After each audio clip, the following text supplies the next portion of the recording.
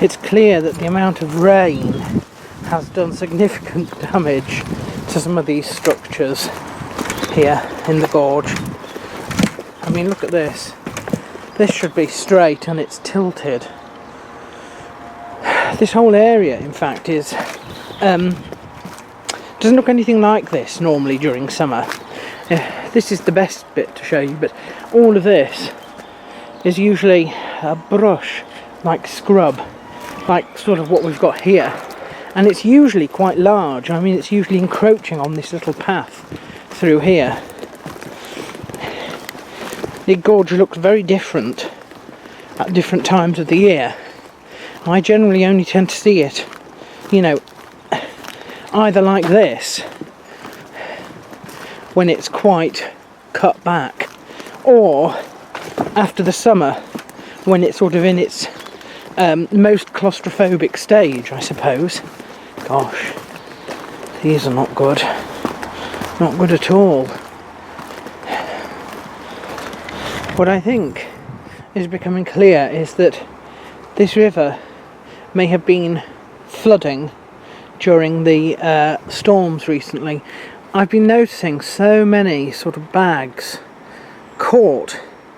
Now there's the river, and this is at normal level, and some of these bags are way up in the tree, and this all looks sodden.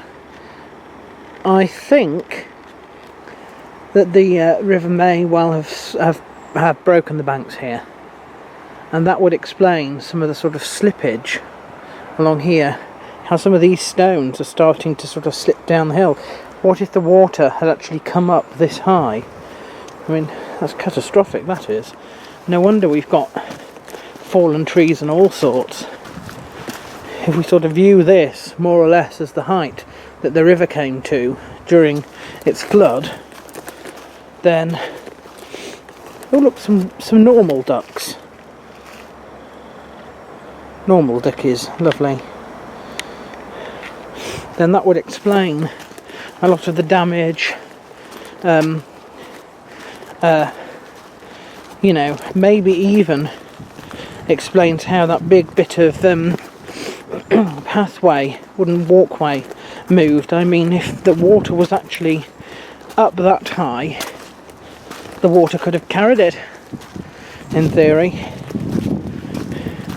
Certainly there are signs like this of destruction everywhere. If the river was up here at this level, do you see? If the river was at this level, this could just be driftwood that's been dumped here as the river's gone back down. That would have been very, very impressive, but perfectly logical, I suppose. And then it's just nobody's cleared up. I mean, this is a huge job to clear up because there's nowhere to move these bits of wood and stuff to. I suppose it's best just to leave them and they'll rot away eventually. But yeah, and the river looks so small, so tame down there. It's hard to believe it might have been up here. But that is what I'm beginning to think. Because if it was flowing very fast along here, how else do you counter things like this? That's been moved along by a stream. Like that. Shocking. This starts to explain better why Lido flooded during the storms. All this water. And I have to say there's no sign of particular flooding before Scotton Mill. So I wonder if the river abruptly changes course at Scotton Mill. And it's like a sort of little, well, quite a large waterfalled weir sort of thing. And I wonder if that would have caused the sort of surge to come up here, which would have rocketed all the way through.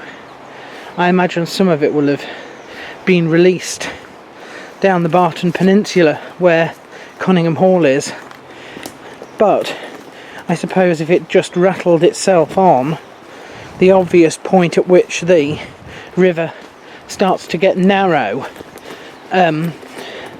is right where it goes round the bend, just before Lido at Grimble Bridge, which is of course where it burst its banks down there.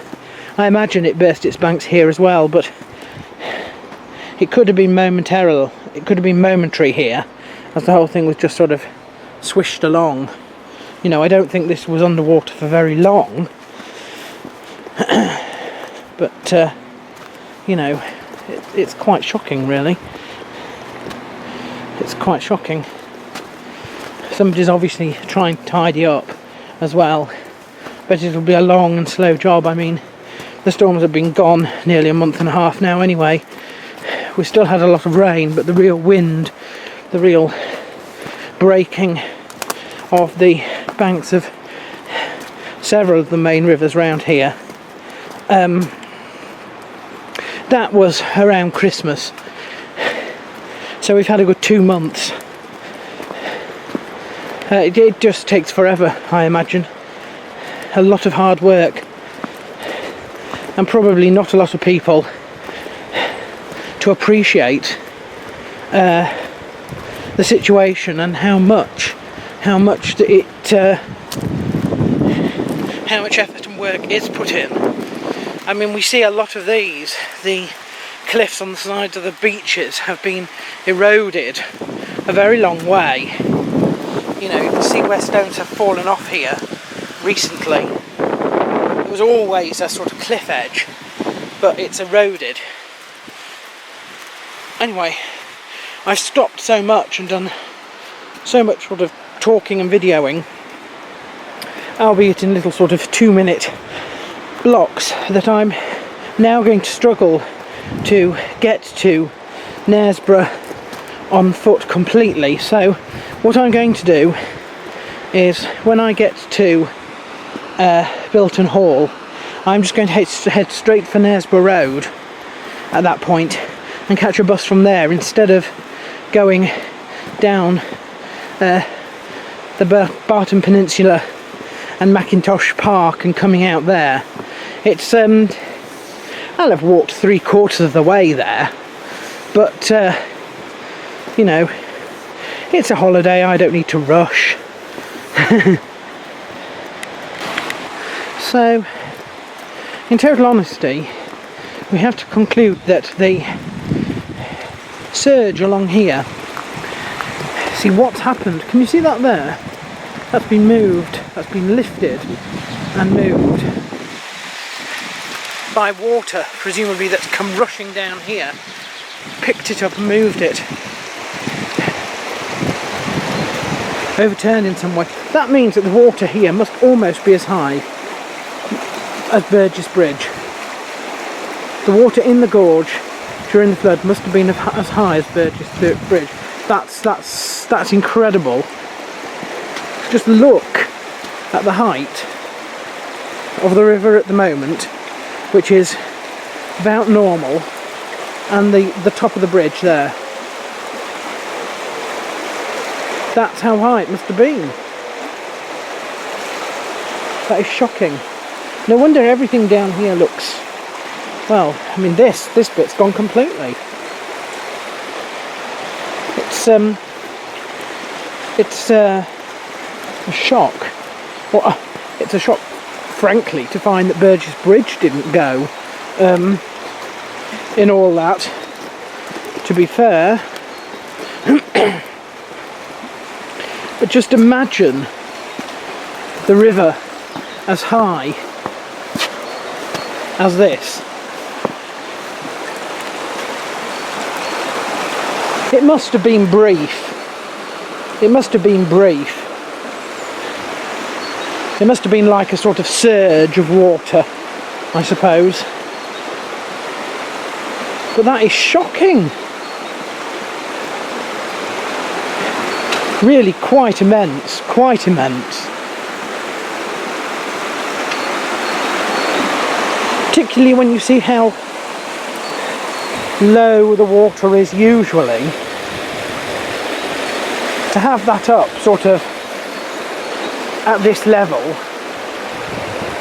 would be catastrophic, wouldn't it? I mean, and that's what it's been for all the paths and the low-lying trees momentarily underwater, water moving at pace in this direction, dragging trees and stuff along. You see how powerful the water has been to move such large trees, to wash away most of what was on the banks.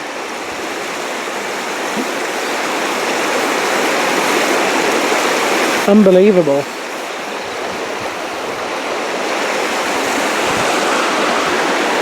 Absolutely unbelievable.